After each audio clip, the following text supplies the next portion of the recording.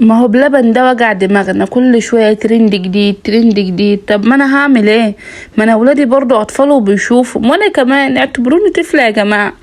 جبت نص كوبايه من الرز وحطيتها تتنقع كده في ميه سخنه، وبعدين حطيتها على البوتاجاز بمعلقه سكر لحد ما استوت معايا، مش اتهرت، استوت تمام كده. وقمت جايبه كيلو لبن ومضحيه كيلو ونص لبن وحطاه في قلب الحله بتاعتي دي. وبعدين اللبن غلي واتاكدت ان هو مش رايب، نزلت بنص كوبايه الرز اللي انا حطيتها، ونزلت بكوبايه من السكر. السكر ده المقدار بتاعه اختياري، تحب كتير حطي، بتحب شويه حطي. خلي بالكم ان السكر بقى ب55 جنيه، يعني احذرهم الحاجات دي بتعملش للحبايب بس. الرز بتاعي كده كان في حته مكلكعه، عملته وبعدين سيبته بقى على نار هاديه واطيه، يعني بحيث ان هما ايه، ان هو ياخد ويدي كده مع نفسه. معايا بقى ايه، معلقه نشا، معلقه دقيق، معلقه كريم باستري، بس في الاخر هحتاج وهزود كمان معلقه نشا كمان، بحيث ان هي ايه يعني يربط، لانه ما كانش ربط كويس وكده.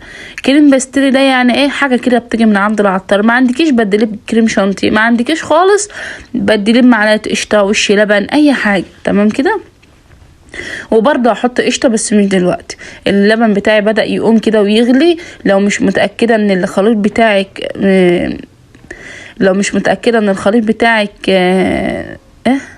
يعني غلي، قصدي مش مكلكع، سوري، صفيه. بس هو الحمد لله كان كان كويس، يعني كان سايبه كويس.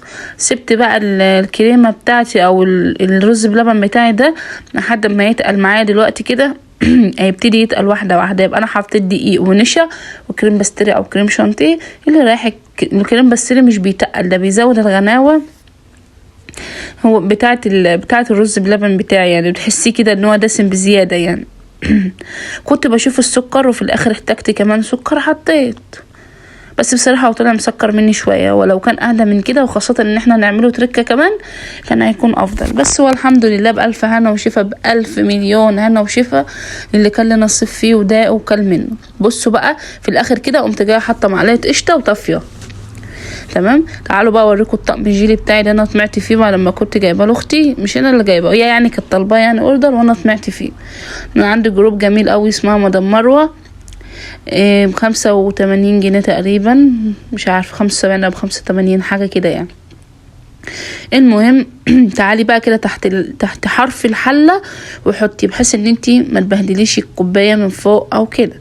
تمام كده. انا هعمل بشكلين، في العلب البلاستيك زي اللي بيجي من عندي بلبن، وفي البلاد بتاعه الازاز اللي زي العسل اللي على شكل الورده دي، اللي انتوا شايفينها دي الجديده. خلي بالكم ان هي جديده، يعني مش مستخسره اي حاجه اهو. المهم مش بملى البولات قوي لان لسه اعمل فيها تركه كمان. عملت كل كميه الرز اللي معايا، الرز بلبن اللي معايا، عملت 6 بولات دول، وعملت كمان تقريبا 6 علب بلاستيك من الحجم اللي انتوا هتشوفوه دلوقتي. تمام كده.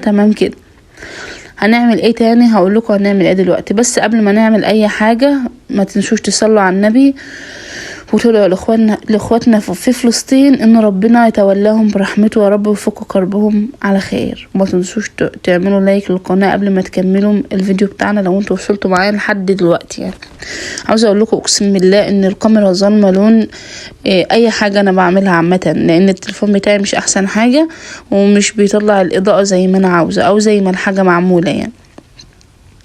خلاص كده عملنا رز بلبن وخلاص شلناه، وهنغطيه ونعينه في التلاجة، سيبه يبرد شويه بعدين نعينه في التلاجة. عاوزه اقول لكم واقف جنبي وحوش كده، عيناه في التلاجة بقى، كان من المنظر ده لسه سخن. هعينه بقى في التلاجة، وبعدين اعمل ايه، اطلع منجايه من التلاجة. فده مش منجايه، ده كيس كده كانت اختي جايبهولي في مانجا، يعني مانجا مخليه، يعني تقريبا كان ب35 جنيه. المهم اول مره اجربه بصراحه، بس طلع كويس، يعني طلع جودته كويسه كانها مانجا متفرزه عاديه. قطعته بقى مكعبات صغيره كده، ما اخدتوش كله لانه هو كله كتير، يعني اخدت منه القطع اللي انا عاوزاه، الكميه اللي انا عاوزاها. عاوزه اقول لكم واقف جنبي حيتان، انا بس اتضير كده وهم يغفلوني، ومكه جابت طبق وعاوزه بقى تاكل بالمعلقه وكده يعني.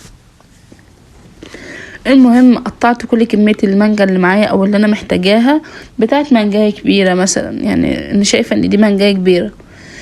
وبعدين هروح اجيب الرز بلبن بتاعي اللي انا عينته في التلاجة يبرد. الكلام ده طبعا كان بعد ساعة كده تقريبا، او كان بعد ساعة، عشان الرز بلبن بتاعي يجمد والحرارة اللي فيه تروح، بحيث انه يبقى اجمل ويديك طعم احسن يعني. تمام كده. انا اول مرة على فكرة اجربه، والحمد لله طلع جميل وعجب كل اللي دقوه. اهو طالع من التلاجة اهو مشبر، يعني حاجة كده فاخر من الاخر.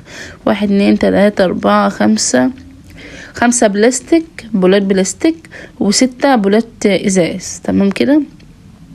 جبت بقى بعد ما قطعت كده مكعبات كده، وقمت جايه نازله بقى على وش الطبق من فوق. تمام كده. تمام كده. تقدري بقى تستبدلي المانجا بفراولة، تقدري تستبدلي المانجا بتوت، تقدري بكيوي، تقدري بأي صوصات عامة، بشوكولاتة، بأوريو، بحاجات بحاجات من دي، بلوتس، أي حاجة. ده اختياري عامة مش إجباري، أي حاجة من الصوصات دي. ده شوية لوز كده كانوا في الفريزر عندي، لوز مقشر، وبعدين حطيتهم في الميكروويف يطلعوا الرطوبة اللي فيهم، بحيث ان هما يعني منهم ما يكونوش مرطبين وكده. وبعدين ده بسكوت لوتس الغلابة، بسكوت بتاع المدرسة بتاع بنتي. قلت والله مش معنى هما يعني بيحطوا بسكوت لوتس، مع ان بسكوت اللوتس اغلى من حياتي اساسا. المهم ده شيرة او سيرة او سيرب او عسل تقيل او عسل ابيض، اي حاجة بس تلمع المانجا من فوق كده وتديها الطعم. وكنت عامله بقى ايه فضلة خيركم كده، حته بسبوسه كانت باقيه مني، قلت يلا مش خساره. طبعا يا جماعه الشكل هيتحدث عن نفسه، يعني زينه بالطريقه اللي تحبوها. تقدروا تستكفوا بالرز بلبن من غير اي حاجه. انا حبيت اغير لهم، وخاصه ان كان في حد من حبايبي موجود معايا. اتمنى كل اللي شاف الفيديو وعجبه يحط لايك. اتمنى تكونوا استفدتوا اي حاجه ولو كانت بسيطه. بألف هنا وشفا للي كان له نصيب وكان منه. اسيبكم في رعايه الله، والسلام عليكم ورحمه الله وبركاته. متنسونيش في لايك بقى.